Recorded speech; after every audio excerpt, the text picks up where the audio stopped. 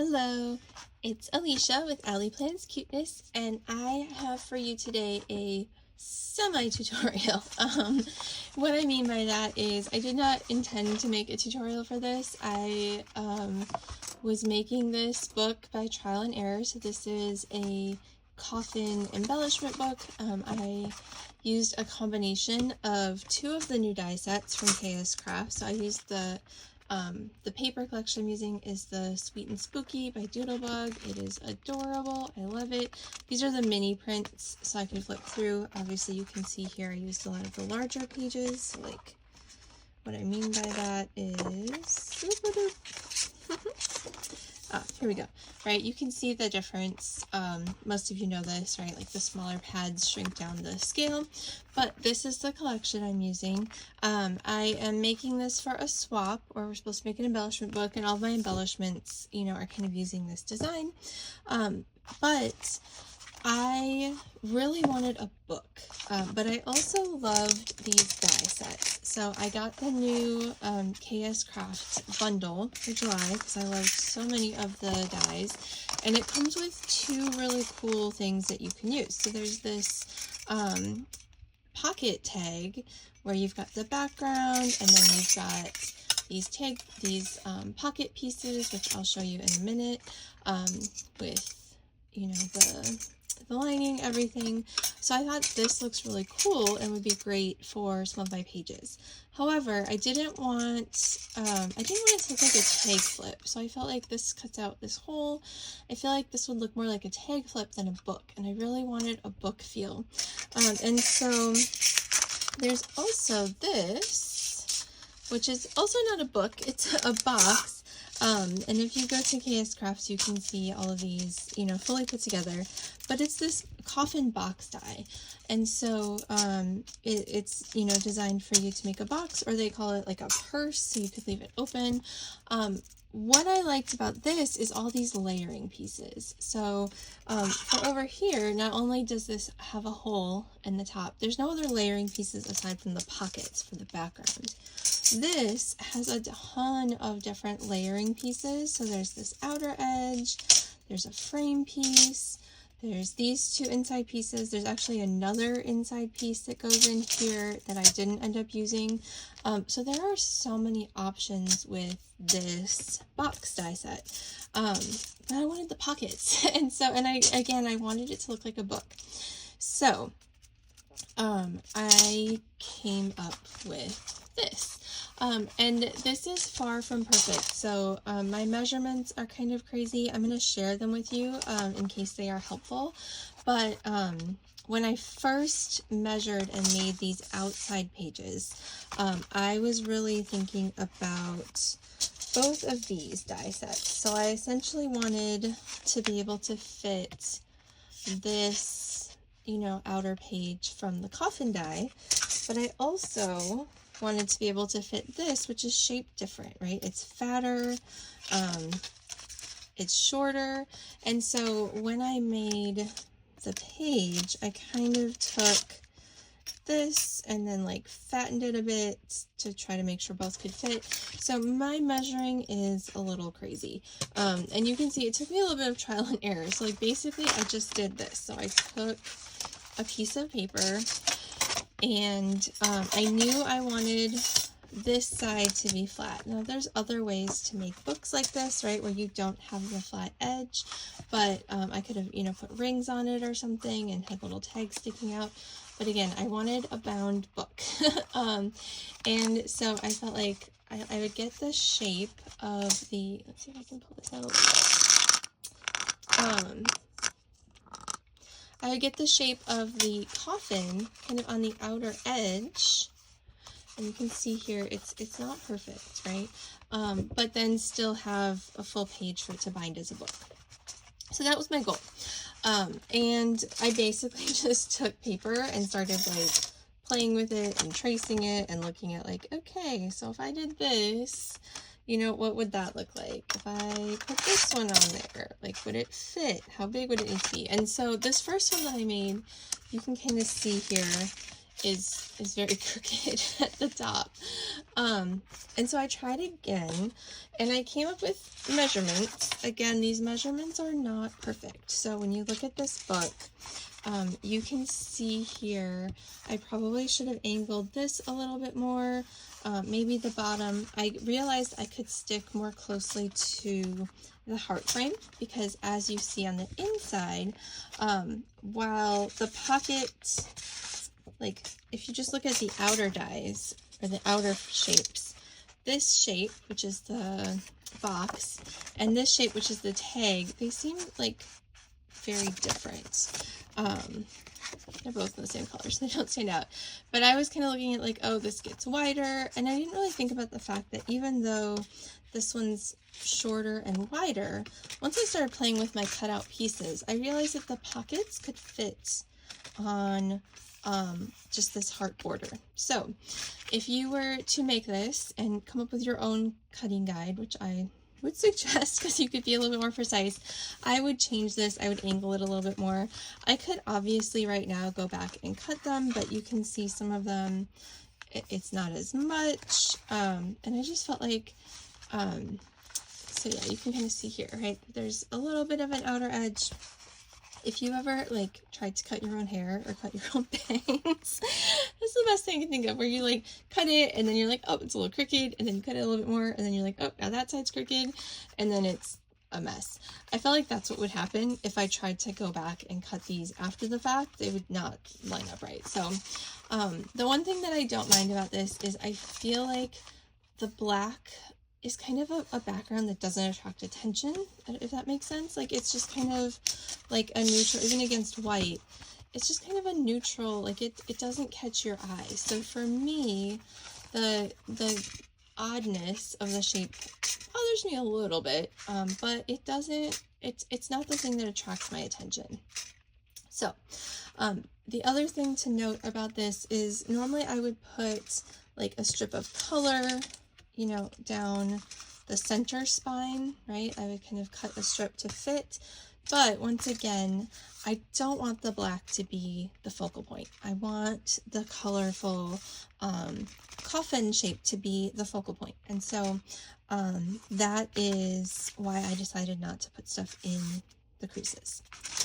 So the measurements, if you want them, and again, I made this for me and just kind of impromptu was like, oh, people might want to see this. So it's a hot mess. You can message me if you need something again. But basically what I first did, so again, I kind of traced this shape. And it's trickier than it looks, because like I'm trying to put this down when the paper is not all cut out. I was trying to like figure out on a cutting mat like exactly where. So I figured 5 inches wide by 7.5 inches tall was the rectangle I was going to work with. And then I didn't want to mess with this corner because I want that to be where I bind my book. So I really only wanted to cut off these 3 corners. And so to kind of simplify it, which is another reason why the measurements are less about this exactly and more about what would be easiest for me, is I just measured in 1 inch and made a mark. So I literally just lined up this paper, right, on my cutting guide, and then at 1 inch, you know, made my little mark, and at 1 inch in over here, made my little mark. And then on the edges, to keep it even, to avoid this kind of a hot mess, which is what I got when I tried to like really trace it. I again just kind of approximated, and I discovered 1 3/4 inches was kind of what would be a good place to angle this to cut off that edge. And so I marked at 1 3/4 inches, and then literally just put this on my, let's say if this is my line for my cutting, I lined up, I didn't draw the line across, I just put this mark and this mark on the edges and sliced, right? And then I did the same thing over here. So 1 inch in, 1 3/4 inches down, lined it up on my cutter, slice. This, when I measured it, it looked like 1 inch, but again, I wanted to leave a little bit of a buffer, so you could probably do 1 inch in and be just fine. You can see here it's a little bit wider, right, on the bottom than it is up here. But I went with 7/8 of an inch just because I was, you know, again, trying to give myself a little buffer. So exact same thing. On the bottom, you know, lined this up, went in about 7/8 of an inch. This background obviously doesn't have that, and then made my mark, and then I just went with the mark I already had and this one and lined it up and cut. And so that is what I did for all of my pieces, and I made 5 pages. So the 2 outer edges, and then I put 3 pages in the middle. Now for the inside spine, I really did not measure. So I do have some measurements. So for the spine, I essentially wanted it to go from, you know, this angled part down to here. So, you know, we had 7.5, we cut off 1 3/4. So this ended up being 5 3/4 tall. So I made my spine 5 3/4 tall, and then the width you could make as big or as small as you wanted. I wanted a bigger width because I wanted to make sure I had enough room for all my embellishments and for like the pockets and stuff. And so mine is a 3-inch spine, and then I basically just cut 4 inches so that there would be a 1/2 inch on each side to make the little I don't know what you would want to call these, right? These little flaps that you can glue your papers to. So I just scored at 1/2 inch and 1/2 inch, folded it up, and that became my spine. And then for the inside, honestly, so something like this, right? Imagine this is 5 inches tall. I just pulled a little scrap so I could kind of show you, right? And then this side goes up, this side goes up, and that's where your pages go. For the middle, I was not precise at all. I just kind of wanted to approximate it. I just wanted some space. I knew I wanted more space between the back covers and the pages. You can see these are wider than between the middle pages because I knew this is where I wanted to put my pockets. So I just kind of put like another piece and just eyeballed it and scored and cut and glued this down. And then the same thing, I had one last little piece. I scored it, folded it in half, and anchored it down. And that's how I made my spine. And you can do that for any spine, any measurements. I got the idea of this like folding and placing from Carolina's Crafts, from one of her tutorials, because previously, and you may have done this or seen this, I've seen people do this like accordion style. So, you know, you score and then score and score, and you basically fold up and down, and then you make another little mountain. And this is what you glue into your book. And then these are your tabs, which I guess makes them sturdier, but to me this felt too thick. I was using 110-pound cardstock for the base, and this felt really like chunky.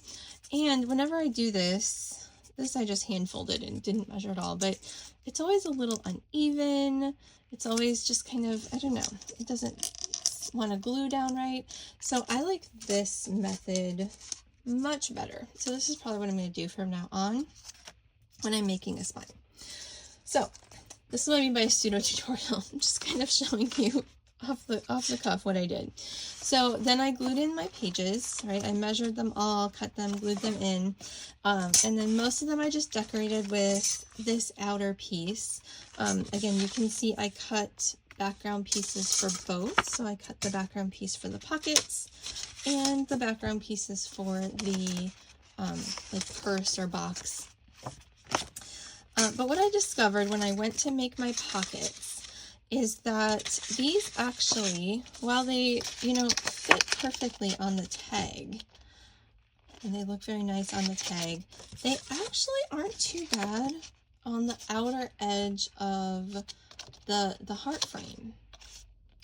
And so I realized I didn't have to deal with this kind of funky shape.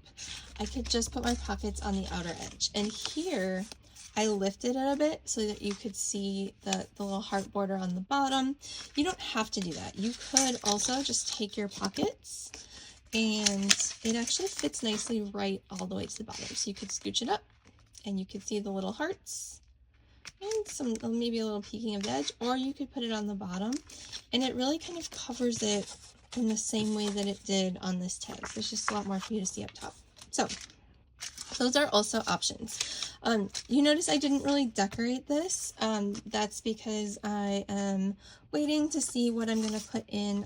There's lots of things you could do. So you can see on the cover, this is why I wanted to use this dies. I wanted these layers, and you can see there's like different ways that I went and did that. And so you can do that on the inside as well. I have some, you know, leftover pieces, and it would look really nice. Like you could definitely, you know, put in more decorations or, you know, border it up. And I might do that on some pages. I'm going to wait with that until I see where all my embellishments go. And when I do my, you know, outgoing project reveal, you'll see kind of where I landed with all that. But I just wanted to, before I started putting everything in, I was like, oh, maybe people want to know how I made this. So hence the impromptu tutorial. I literally was just working on this, which is also why if this seems unorganized, it is. So hopefully if this is helpful for people who are looking for something helpful. But yeah, you can see, and that's another reason why when I made these, I was like, oh, well, I could do an additional set of measurements. It's just paper. I could do, you know, more measuring and like actually make a precise inner page, which you could totally do. And if you don't have all these dies and that's something you wanted to do, it's actually, you know, because it's all straight lines, it's not that hard. But when I started thinking about that, because, you know, these little bits did kind of bother me, I was like, you know what, if I start doing that, it still is not going to line up to these once I put these on. And it's still going to look weird to me.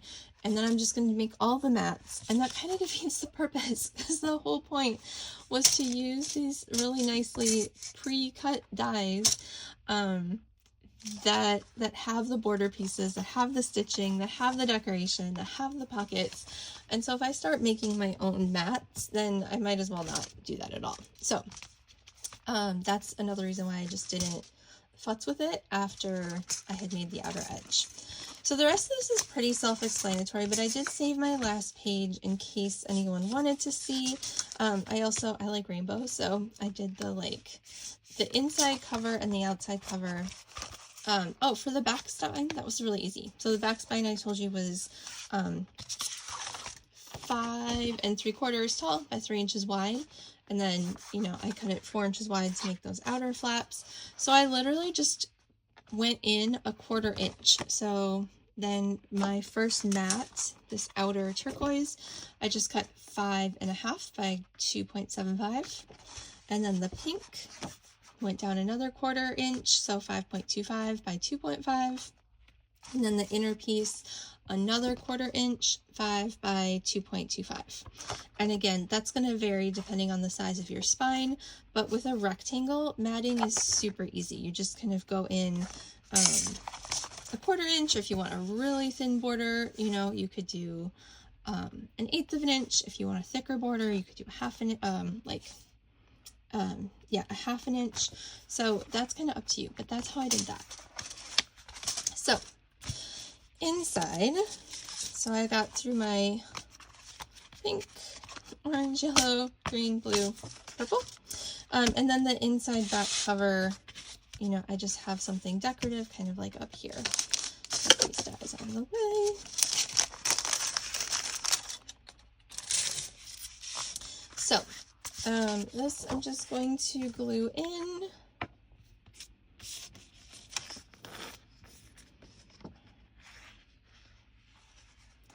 I like the glue from the Nuvo glue from Tonic Studios. I've not tried like the Barely Arts glue that a lot of people use, but I'm sure that that's also wonderful. I did also, I have it for the thin tip right now, so that's why I'm not using it here, but I did just get this like glue press, and oh my goodness, I love it. This glue bottle is also almost empty, so it's not doing what it needs to do, but that is a great investment. So it was like $30 some odd, which is why I put it off for so long. and it was out of stock a lot of places, but I found it at Simon Says Stamps. Simon Says Stamp. And it is so worth it. And you can also fill it. It comes with a refillable glue bottle, so you can kind of fill it. So this is where the finagling comes in, right? Because this is not a perfect shape. So I literally just kind of tried to line up. I focused more on the top and the bottom. And then, you know, look to see like, does this look pretty straight? Okay. Are the edges roughly symmetrical? Okay, cool. And that's, you know, what I did for the mat. And then just kind of burnish it down. There's not a lot of glue on this outer fringe, so I can always go back and add more if I need it.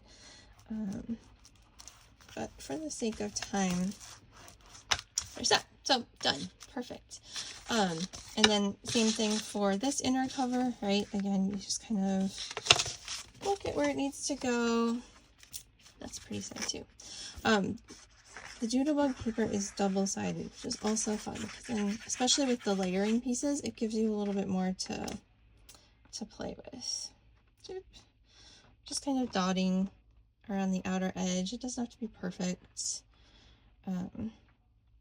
Again, I can always go back and like stick in like right here, like boop, a little bit of glue if I feel like there's a part sticking up too much.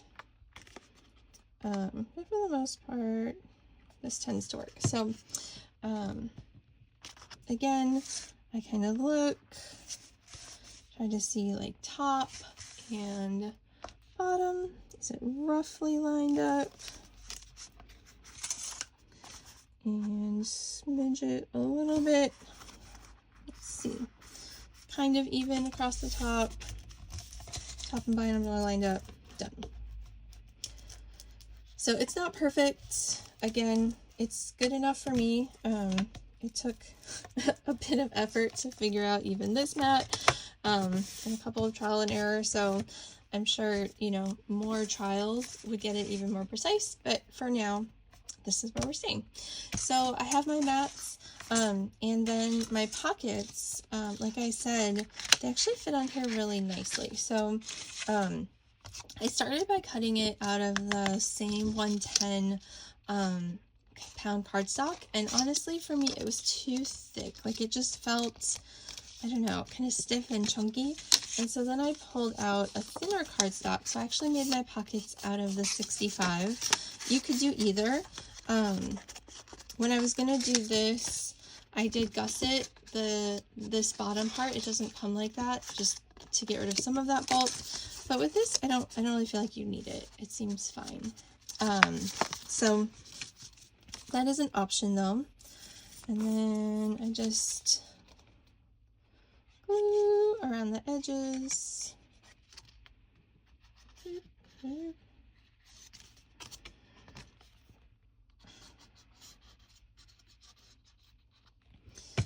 And there you go. And you don't have to use both layers of pockets. And again, you could put it, if you don't want that purple showing at the bottom, it fits just fine like that. I kind of liked the border, and so I am raising it up like just above that little stitch line. And then you see a smidgen of the purple on the edges. That's okay with me.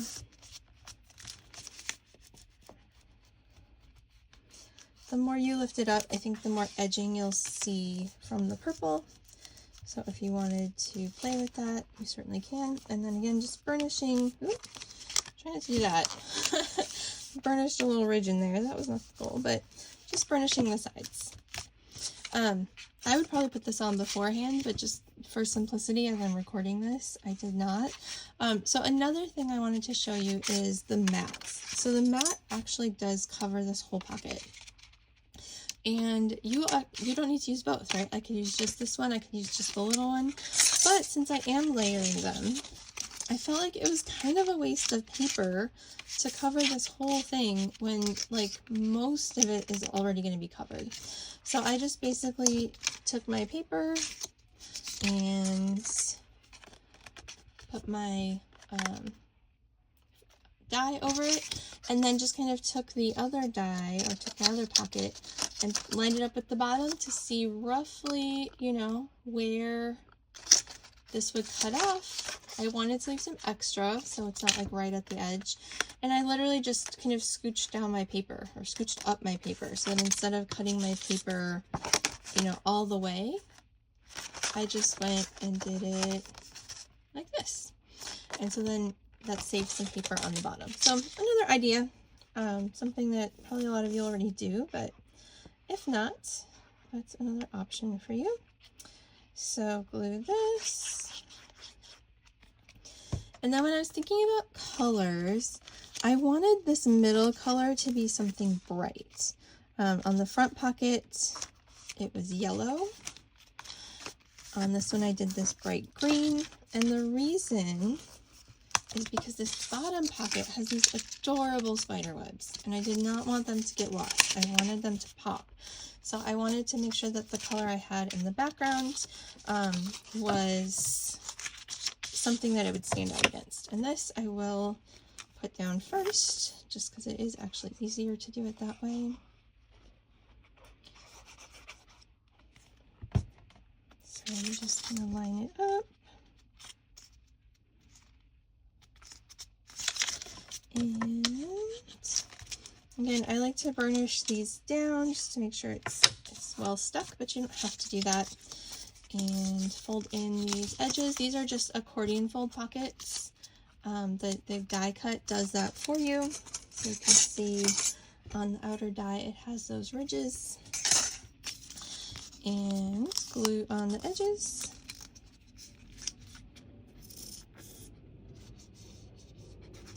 And this one I'm going to line up with the bottom of this other pocket.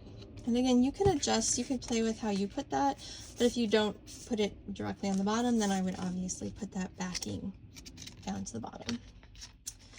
So put that right there, make sure those edges are tucked in, and check the sides, make sure we're lined up good.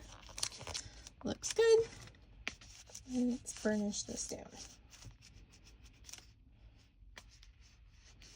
Yay! And then you have your double pocket. And so this is a lot of room. Again, I think for an embellishment book, it's pretty great. And then once again, I, for now, am not decorating these, but just, you know, ideas. So these are pieces that I had kind of left over from some of my other cutouts. You know, you can do a lot of different things. You could put on the frame, you could just do a frame, you could do the frame with an inside color, right? There's other layering pieces as well. Like I said, there's a couple of these, 2 of them I think are stitched. So if we look at these, just edge dies, there's this without the frame, there's the frame, and then there's 2 stitched inner dies. There's this one, and then there's one more that I didn't use. So lots of options for decorating, which is, again, part of why I wanted to use this die. Oh, and then this one. Don't throw out your teeny little bat if you do use the pocket die. Like, that can also be a cute little embellishment. So there you go. So hopefully this was helpful. It got a little bit longer than I expected. Again, it's not probably the most organized tutorial, pseudo tutorial, partial tutorial that you've ever seen. But if this is helpful, then great. Then hopefully, you know, you can come up with your own idea. It's less about these exact measurements, although you can use them, but more about like how you could think about your dies and put them together to kind of modify and make it your own. So thank you so much for joining me. Please please subscribe if you enjoyed this. I am trying to build my channel. Thank you for those of you who already have. And that is all. Happy crafting. Bye.